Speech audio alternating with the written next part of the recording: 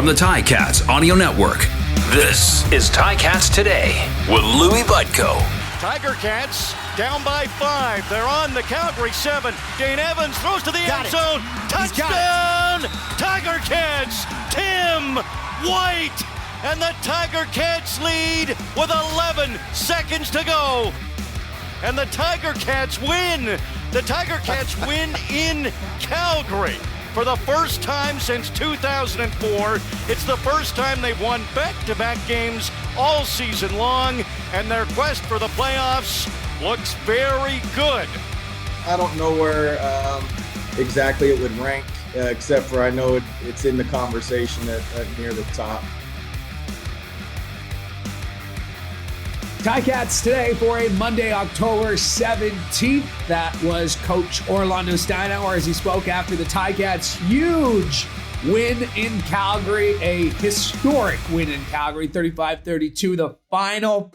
Lots to get to on that one. And before that, we heard RJ Broadhead, as heard here on the Ticats Audio Network, with the call of Friday night's win. Thanks for checking us out here on the Ticats Audio Network. Louie Butko with you, getting you set for this Friday's game. More on that in a second. And recapping, yes, what was a huge win in Calgary as the Ticats moved back into a playoff position. Yeah, their record's 6-10, but it doesn't matter. They're in a playoff spot and can clinch a spot in the postseason as early as this week. Yeah, checked in with the league, got this confirmed. Any combination of a Ticats win and a Saskatchewan loss will mean the Ticats are back in the postseason for the 8th time in 9 seasons. So they got 2 games to do it. If they win both, they're in. If Saskatchewan loses both, they have to at least win one of their games against the Red Blacks. Because if the Red Blacks go 2-0 and Saskatchewan goes 0-2, well then the Red Blacks finishing with a 6-10 record, they'd have the tiebreak on the Ticats, or 6-12 record. They'd have the tiebreak on the Ticats, who would also have to have finished with a 6-12 record. So, yeah, I mean, really, the Ticats control their own destiny. That'll be the message we hear all week. But it's true because, yeah, the Ticats win and you're in twice, or Saskatchewan losing. Yeah, so you know the scenarios, you know what it's going to take, but we'll keep our eye on that throughout the week here on Ticats Today. Speaking of the Ticats Audio Network, though, lots of great content for you this week, as always, including on a special time this week, a brand new episode of Morreale and Hitch, which will be available to you very shortly here on the Ticats Audio Network, if not already. So go back and check. And as always, a brand new episode of the CFL this week is Bubba O'Neill leads a great roundtable of guests to discuss the week that was in the CFL. Speaking of great roundtables, we got one coming up for you here on this show as the Ticats not practicing today. So nothing new from practice because there was no practice. So we got a great roundtable for you as connected with RJ and Luke, being RJ Broadhead and Luke Tasker, who had the call on Friday.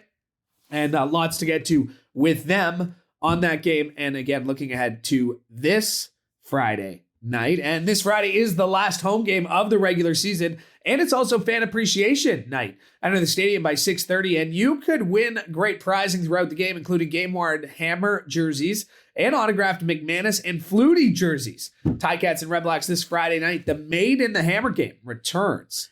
And for more on Friday's game and to look ahead to this Friday's game, yeah, that fan appreciation, very pleased to be joined by 2 men I appreciate who have the call every game day here on Ticats Audio Network. RJ Broadhead, Luke Tasker.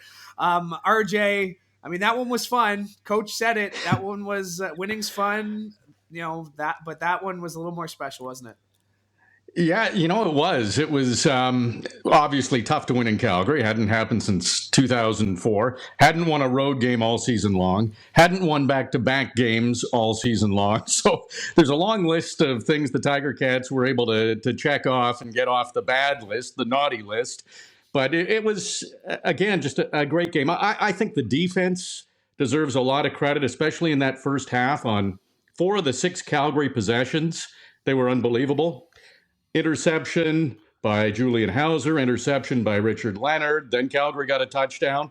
And then looked like they were going to get more points. Malik Carney had a sack, pushed them out of field goal range. and then Richard Leonard with the pick six, and then Calgary finished the first half with a field goal. But it could have been a lot worse because Calgary was threatening, and on some of those turnovers, they could have put up points, and it might have been too much for the Tiger Cats to come back in the second half. So defense deserves a lot of credit, but you're right, Louie. It was so exciting. Luke, 13 plays, right? I mean, there weren't a lot of plays run offensively in that first half. But as RJ said, the defense stepped up. Then the second half of the offense stepped up. Meanwhile, in the middle, the special teams did what they did. This was a complete team win. Yeah. It was, you're sort of counterbalancing each other. I think Dane's passing yards were something like 10 in the first half, and then 225, I think it was in the second half, and a total flipping the script there. And then, specifically special teams, Lawrence Woods, that last return on the last drive of the game to get down to the center line there. Dane in the postgame said that Lawrence Woods took the field and told him, "I'm going to get you guys across midfield." That's pretty impressive. I mean, it kind of goes to show just what a true impact player when, to make up their mind, to make a difference in the game at the big moments. And Lawrence Woods seemed to do that. Recorded a tackle on special teams as well. Just a really impressive game. And the thing that stands out to me is that it felt like every single star had to align for the Ticats to get a win early this season. And they've since then, their most recent wins, they've overcome some bad play to come out on top. And you have to be able to do that in playoffs. Yeah, and maybe one of the most impressive things about this, RJ, is long, sustained fourth quarter drives that resulted in points. If the Ticats had 1-2 of those, maybe in those first 8 weeks of the season, we're not worrying about being in the playoffs. I mean, really a different team than what we saw earlier in the season. Yes, absolutely.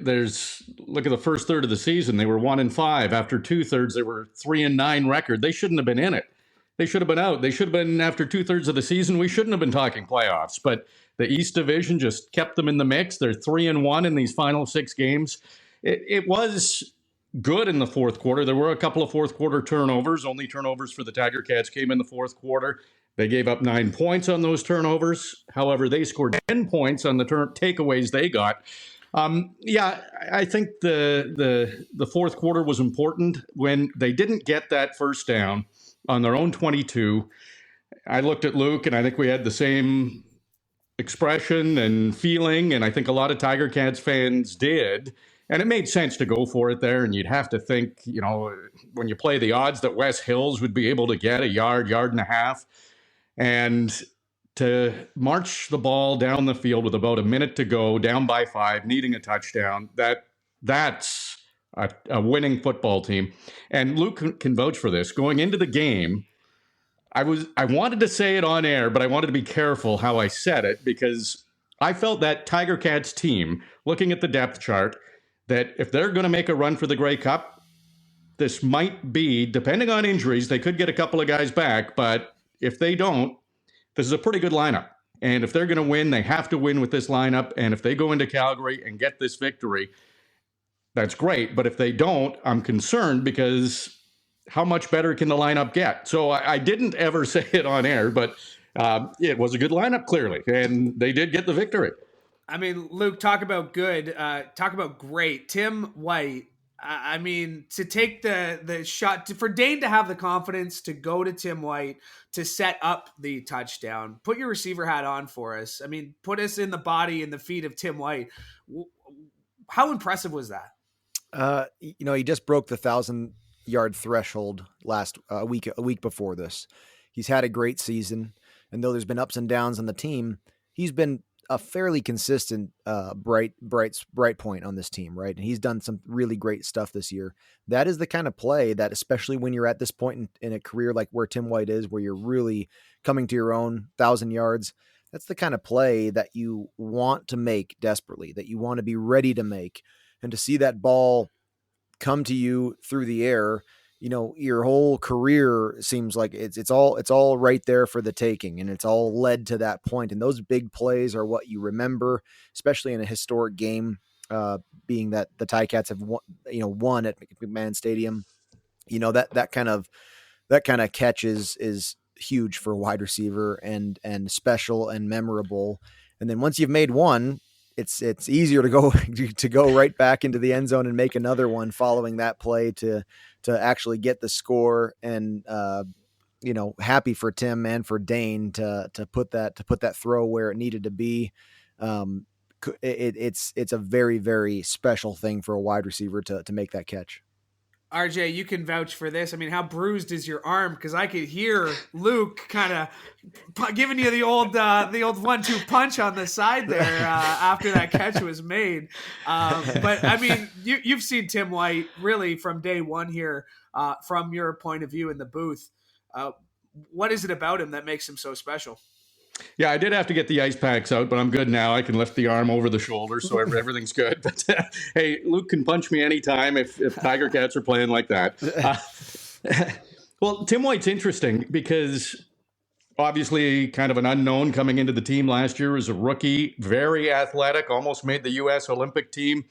I feel like he's put on some muscle this year, and probably because he was attempting to make the Olympic team.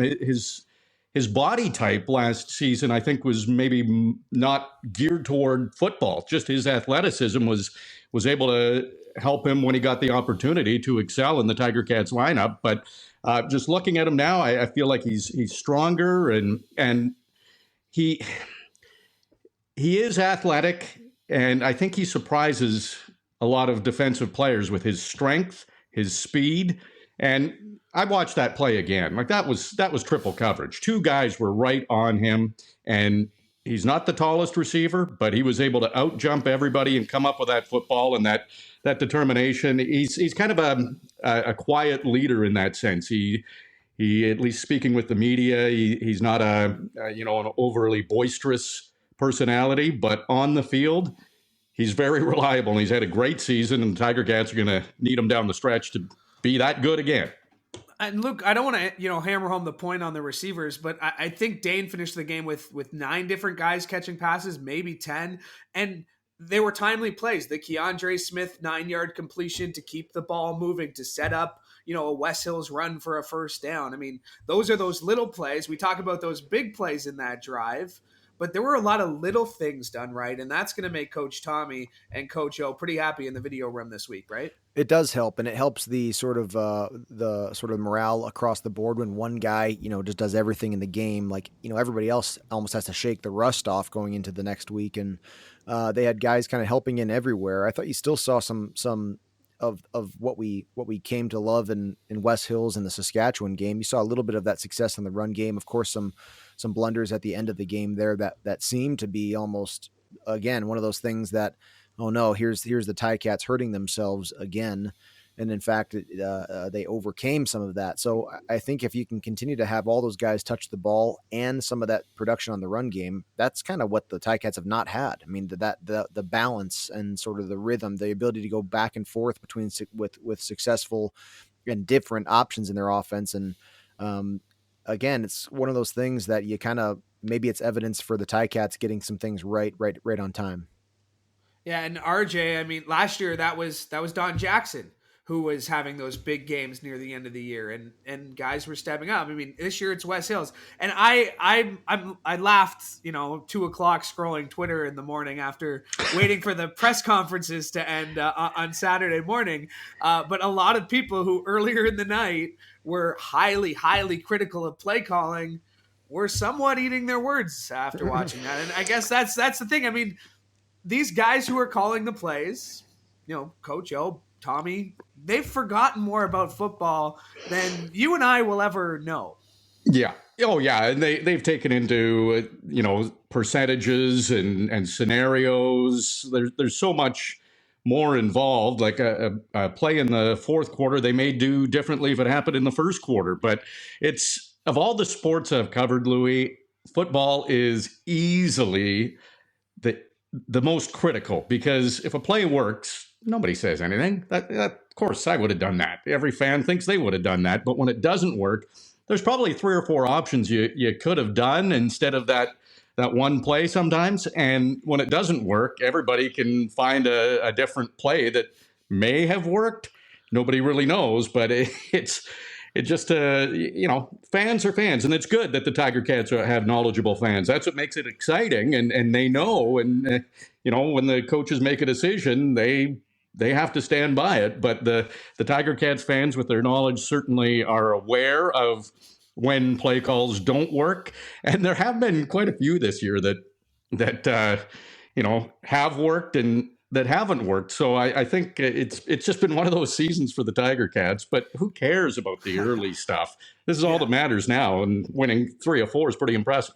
Well, and Luke, from a player perspective, nobody's running off to the sidelines looking at, oh, why did you call that? They appreciate the fact that coach trusts them enough to go for that on short yardage. It says a lot more about to the players when a coach makes a call like that, a bold call like Coach O did. What does it do for the players on the field?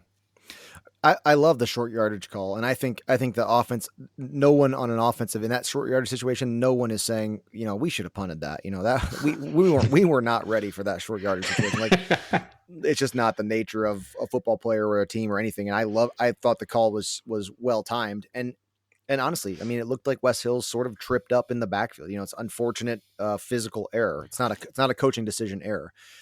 As to the rest of sort of if you look at an offensive gameplay, I love it when fans start telling me about talking about play calls. I don't ask people this, but I want to, and so go for it. And this is the question. Here's your platform. Go for it. You listener, Ticat fan, do you know what percentage of man versus zone the Calgary Stampeders play at this field zone? Do you? No, you don't. Do the coordinators? Yes, they do. And do you even know if that play that was just called was better versus man or zone? No, you do not. The players and the coordinators do, but it's probabilities. You're making if you know that a team runs, for instance, cover 0 90% of the time inside of their own 10-yard line, backed up into the opponent's scoring territory, you're going to call some plays that give you some quick options where some receivers have an ability to win in their man-to-man route against cover 0, but you're not going to have a lot of time, blah, blah, blah, blah, blah. So, but every now and again, That's a lot of blahs, though. I mean, there's a lot of information in those blahs. I mean, it's kind of yada, yada, yada here. Well, you're skipping over a lot of finite details, right? My point is, if you get beat because the team all of a sudden ran a cover 3 deep in their own territory, and you didn't have the concepts ready for that, well, you called a high probability play for what was reasonable to expect. It's just, the point is, it's way more complicated than it boils down to. There's a reason that general managers are general managers, because they have a criteria where they can actually judge coordinators more fairly, and it takes a great deal of knowledge to do that. There you go. I mean, RJ, that was like a TED Talk. That was a mini TED Talk in football fandom, I think. Well, yeah. Go ahead, Luke. I think you wanted to finish a thought. Well, it just takes, there's legitimate statistical analysis when you prep for a team as far as what their defense does well, how often they do this or that, and you call plays based on your skill set, meaning your teams, what your wide receivers, running backs, a quarterback does well, again, in situations where you're likely to see what you expect to get. And that's it. And you can get it wrong. You absolutely can and do every game get that call wrong. And still players have to make the plays, whether it was perfect for that defense or incorrect. But as a fan, and I'll stand up for the fans here, it's the end result. Am I being too hard on the? No. I see. You're thinking like a coordinator and a coach and a player. You kind of know what the other team's going to do. Fans are looking at the end result for the most part, and when it doesn't work out, football is one sport because you restart at every play. That you can probably come up with a couple other plays that as the fan, hey, why didn't they do this? So that's what makes watching football so much fun, is once you get some knowledge in it, there are some options. But I totally get what you're saying, Luke, and it makes a ton of sense. And there is a lot more than just like, well, we got these 2 plays. Which one should we choose? Right. Run or pass. Let me bring up one other interesting thing. Earlier this year in the Coach O show, one of the criticisms of the Ticats is that they had no run game, and that was true. They really were getting no production on the ground, and that Coach and I were talking about that in some way. And one of the things he said was very interesting. He goes, "It's great to work on and work towards having an effective run game, but like it's not training camp right now. Like you may want to work on that run game at the risk of losing that game." So like, it's not an opportunity to go practice the run game. If you don't have the bodies that you can trust to make the run game happen, whether that be offensive line or running back, or injuries are affecting those injury positions, and you're going against, let's say, a great run team, that doesn't mean that that's a good opportunity to work on your run game. That means that you don't have the tools that you wish you had, and you're going against a team that very much so has the correct tools to stop the run game. You better find production passing in that night, and if you get guys healthy, or if you have long weeks where you can have time to practice some things that you need to, and maybe you can your players can start trusting their run game more. Well, great. Then maybe you can implement that back in, but it's time to go win a game like in an hour from now. Like, we can't practice the run game tonight against the BC Lions. We have to go out there and throw for touchdowns. You know what I mean? Like, yeah. And surely after that game, you're going to get criticized for not running the ball, but only you and your team knew that, we weren't going to run the ball that night. Yeah. And RJ, I mean, you and I can both agree it's the passion of the fans that makes all our jobs what it is, whether it's on the field or in the booth. As you and I have spent all of our time covering this league. Oh, yeah. Yeah. It's funny how this season has gone. I think about it a lot, and I've said it to Luke, and I think I've said it to you too, Louie, that the Tiger Cats really have no business talking playoffs, being in the playoffs. The way the season started, like all the injuries, the blown leads, the fourth quarter collapses, the turnovers. And I think listening to some of the fans, I think most of the coaching staff has been fired at some point, according to the fans, or should have been fired. A lot of the player personnel has been changed. All the NFL cuts should have come back to Hamilton. So there's been a lot of ups and downs, and I give Coach O a ton of credit on the post game. So often he said, "Stick with us, just stick with us. Things are going to work out," and he's right. And it takes a special kind of personality, a special kind of coach to keep everybody together. I haven't heard one Tiger Cat player or staff member waver at all season long, about the potential that this team has and that they are still going to make the playoffs. That it just didn't change all season long. And I think that starts with Coach O and his positivity and just leadership deserves a lot of credit to have the team behind him like that. And you could say one thing too that I've noticed from playing and since being done playing, fans have the right to boo in a stadium. I mean, like, you could argue if they should or shouldn't, but it's right in front of them, and that's one of the options that they can choose, right? It is, you hear it in other stadiums way more frequently than I've ever heard it at Tim Hortons Field. Montreal, Ottawa, Saskatchewan, they're quick. They'll turn quick. Toronto, honestly, and it's not been that way. And it's because of the relationship between the Ticats and the city. I mean, it's just, it's in the blood, RJ, you were, I mean, I didn't write it down at the time, and I guess I should have. You made a bold prediction at the time that there would be no crossover. You sound very smart right now with 2 weeks left to go, but there's still work to be done. So we've talked a lot of positives. Yeah. There were still some things I think the Ticats need to address, and one of them is penalties. The last few weeks, I'm not sure what's been going on, but a lot of undisciplined stuff from the Ticats lately. Yeah, the penalties are a bit of a surprise because that's just popped out of nowhere in the last few games. The majority of games, I think they've, like 5 times all season going into last game, had more penalties than their opposition. So it doesn't happen a lot. And, it's definitely going to be addressed. That Saskatchewan game was intense. Like, there was some dislike between two teams that have met for the second time all season. With the crossover, I will base my hypothesis a few months ago that there wouldn't be a crossover on a couple of things. there was just too much going on with the Riders off the field and not winning on the field. And I know the pressure in Saskatchewan in a normal season. They're hosting a Grey Cup.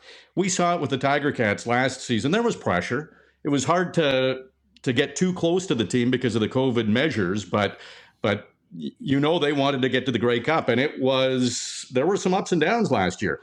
So the Riders were on a bit of a downturn, and I, like a lot of the fans and Coach O and the players on the Hamilton Tiger Cats, thought this team's way too good to be 3-9. But something's happening here because they're still hanging around in the East Division, and they still have a chance. And so they need to win one more game, because if Ottawa wins those 2 games, they will have the tiebreaker against the Tiger Cats and be tied with points. So they have to win at least one.